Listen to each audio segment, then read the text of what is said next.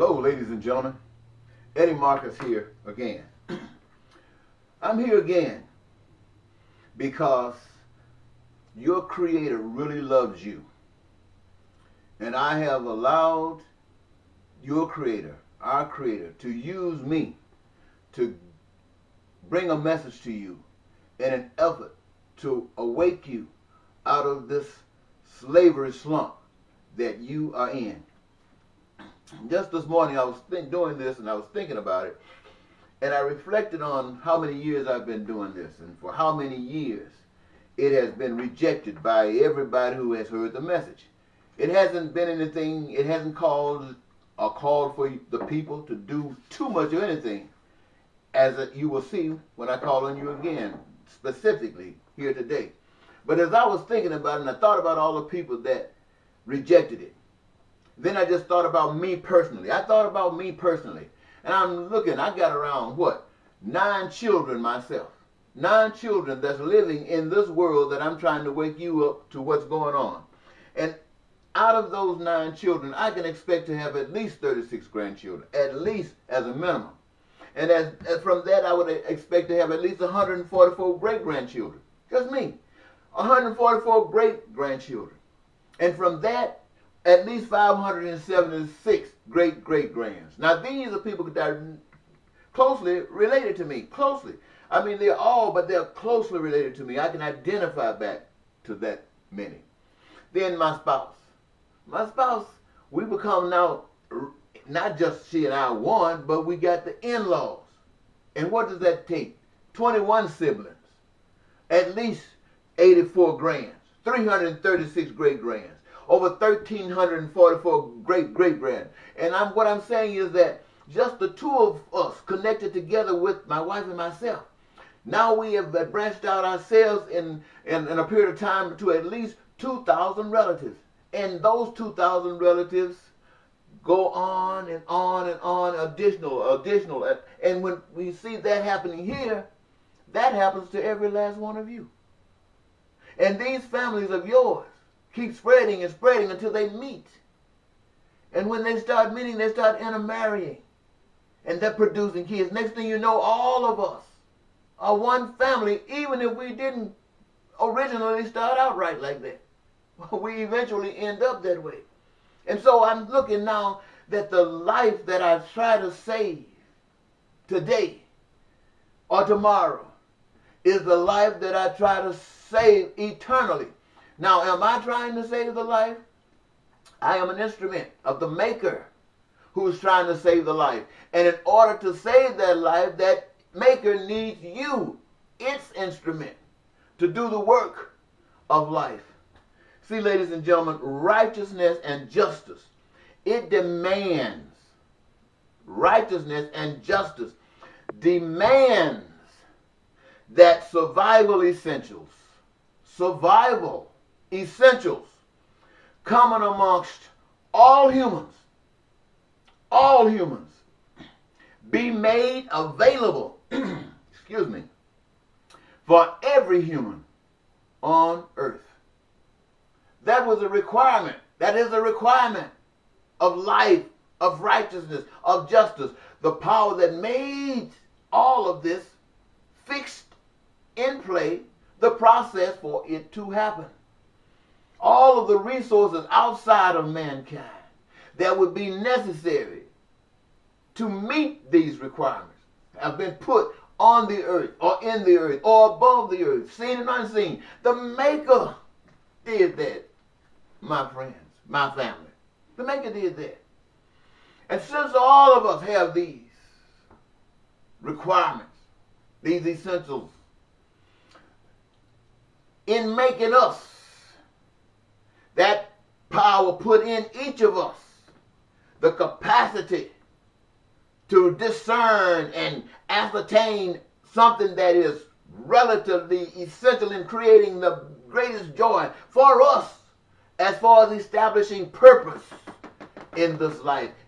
In other words, every purpose that any of us can come up with would be used in the process of creating from what God has given by us all of the goods, all of the services necessary, not only to meet humankind's survival requirements, but anything that we want, that we need, and that we desire. My friends, this is what you have not known. And this is the message that I bring to you, that this is the way it was meant to be, for your everlasting dreams to come true, that you might live here on earth as though you are in heaven. But there came another thought, and its idea was that there are some that's better than others, more important than others, more divine than others, more blessed than others, and deserve more than others, and basically should rule others because they're just that perfect. And they come in, and to carry this idea forward, they institute competition. They institute markets. They introduce treaties. They introduce contracts. They introduce courts. They introduce judges. They introduce penalties, fines, jails.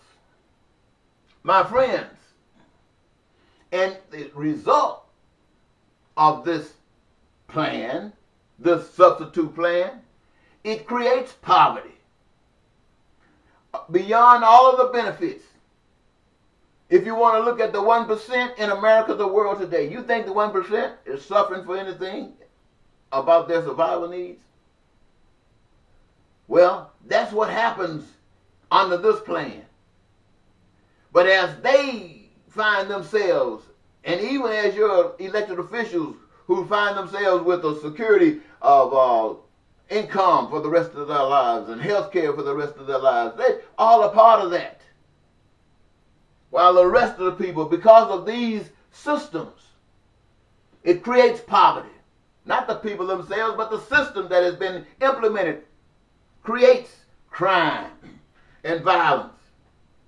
It creates gangs.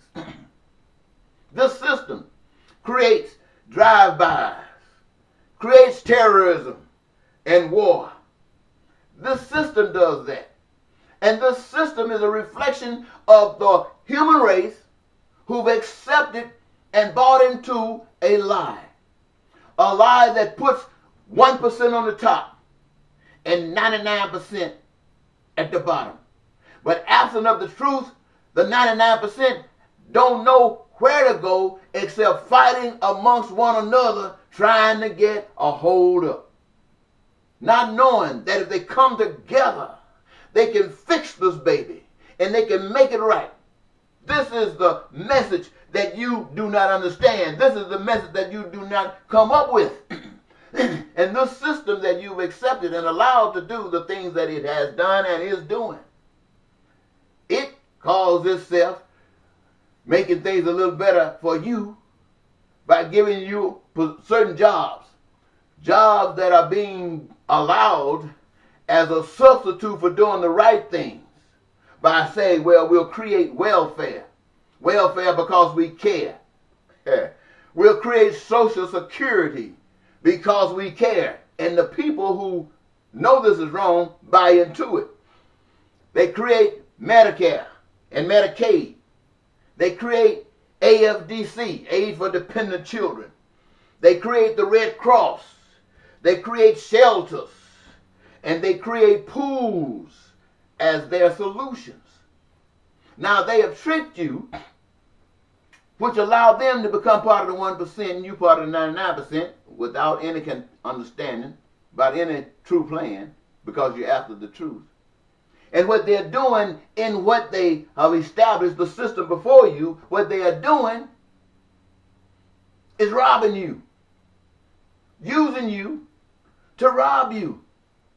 And by robbing you, the problems come out of that, which allows them to pretend like they are important by creating jails and prisons and putting your children The children of the 99% of you who are out of control, who don't know what's going on. They're being locked up. They're being put in prison. They're being shot down by drive-bys. And some of them are going so crazy they're getting in trucks, driving over people. They're putting bombs around their waist and bombing themselves up, blowing people up because they don't know any better. The answer, the solution is not that. You know that. You see the only thing it does is begets more of the same kind of stuff. I want you to know that I come as a messenger of your Creator, your true Father that loves you, to let you know you don't have to live like this. That's a lie. Live life. Live life. And it is a simple matter. You don't have to fire a gun. You don't have to pick up a stick. You don't have to throw a Molotov cocktail. All you have to do is treat people like you want to be treated. I changed that to say it the way it feels good to me. Treat people. Treat one another like you want God to treat you. Because in essence, when you do that, you are God, one unto the other. Now, I cannot make it any clearer than that. Now, you do this. You listen to this. You try it. It'll prove itself. But I'm not trying to trick you and think you're going to heaven, because you got to be real to go to heaven.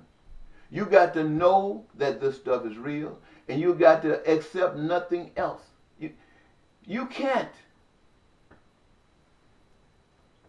say that this world is no good, and then you walk around in it waiting for some great thing to happen to separate you from it that doesn't involve you having to do anything about it. Think for a second. What has that kind of thinking done? It has allowed us to come to this point.